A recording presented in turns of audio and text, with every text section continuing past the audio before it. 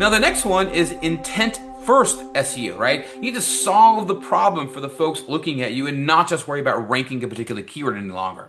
So, the definition of Intent First is the priority no longer on keywords. It's about search intent, right? You have to focus on understanding what the goal is behind the search that user put into Google or Bing or wherever, and then build content for your audience that solves a specific problem from start to finish. So if someone says, how do I replace my tire? Well, you want to talk about jacking the tire up or loosening the lug nuts or, pulling the old tire off, putting a new one on, blah, blah, blah. You want to go through the step by step from start to finish, help them understand what it is they are looking for when they say changing a tire, how to change a tire, right?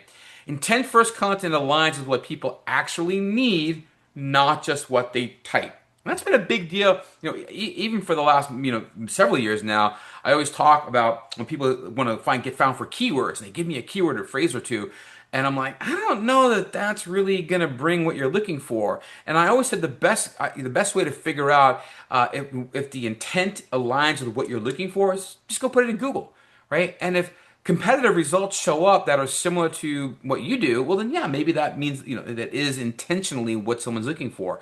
But if you get something totally different or get information back from Google that has nothing to do with kind of the business that you're in, well, it's unlikely that the intent that the user had when they typed that phrase in is exactly what you do.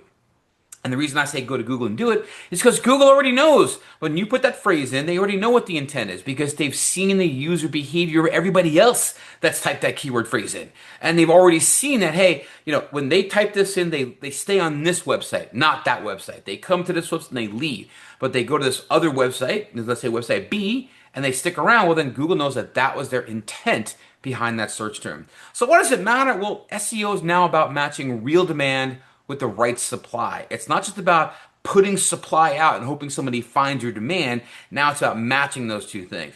And Google and AI tools are getting better and better at figuring out what users really want.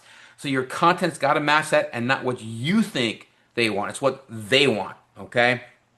And the best content wins because it delivers a complete answer, not just a bunch of keywords or a bunch of kind of phrases that you're trying to shove into a piece of content that's a certain length long, right?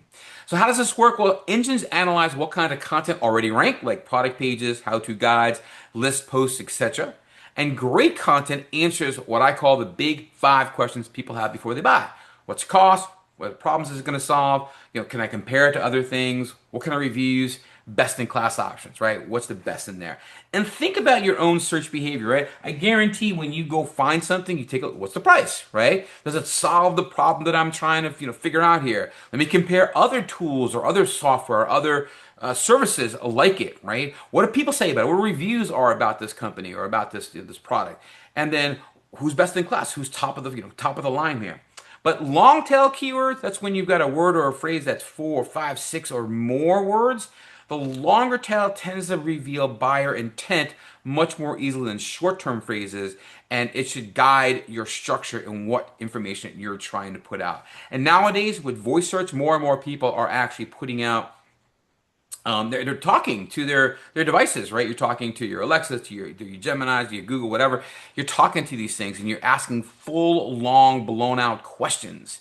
And so these are some of the answers and questions people ask with the words, right? How much does it cost to purchase a Rolex watch? What problems might I get if I buy a Rolex watch over some other kind of watch, right? And so on down the line. Now, what are the pros of Intent First SEO? Well, matching intent is going to build trust and it's going to keep people engaged. Someone comes to your website and finds great information that really matches what they were trying to find out or understand. They're going to stick around. They're going to read your content. They're going to go, oh, this is really good stuff. It also increases rankings, clicks, and conversions because you're giving people exactly what they came for. It may even increase like social shares and likes depending on where they found it. It increase comments and so on as well. What are the cons though? Well, if you're only focusing on the top of funnel informational content, it can get you traffic, but no action. Lots of times I see this happen a lot for clients that, they may have hit on I still was one for an AC company that we work with about why their AC vents are sweating, right? And there was a ton of traffic that came in about why their AC vents were sweating. But that didn't convert. That was just more informational, right? People are just looking for information. So it does help build their brand. It does help build, the information that people know about that company. And then when they really do have a problem, they go, oh, I remember these guys, right? So that's a good thing. So it does help increase this stuff because you're giving them what they want. But the cons are that only focusing on it can really get you the traffic, but no action, right? No calls to action, no clicks, no calls. And creating the wrong format for the wrong intent, like writing a blog post when someone's ready to buy, that can hurt your rankings, right? People come in and go, nope, not what I want, and they leave. Keyword stuffing, or like means putting a whole bunch of keywords into some content, or forcing awkward phrases, just confuses both users and search engines. So don't do it. Again, this is old school SEO. You can't do this. It's not going to work anymore. So avoid it like the plague. So what are your best practices with intent first content? We'll start with the big five, as I mentioned a moment ago, and figure out what your buyer actually wants to know in regards to those things, right? Use your keyword tools to find out your main topic and then add related and supporting terms naturally, right? What content fits in there naturally. Don't bury the information either, right? Give a clear answer to the user's main question in the first 100 words. You're probably seeing more of this now anyway when you go visit a website that kind of gives you almost like a summary or kind of upfront tells you what you're going to find out if you read or watch this video or something, the next stuff there, the next 5 minutes, 10 minutes, whatever video you might be watching. That's really, really important, okay?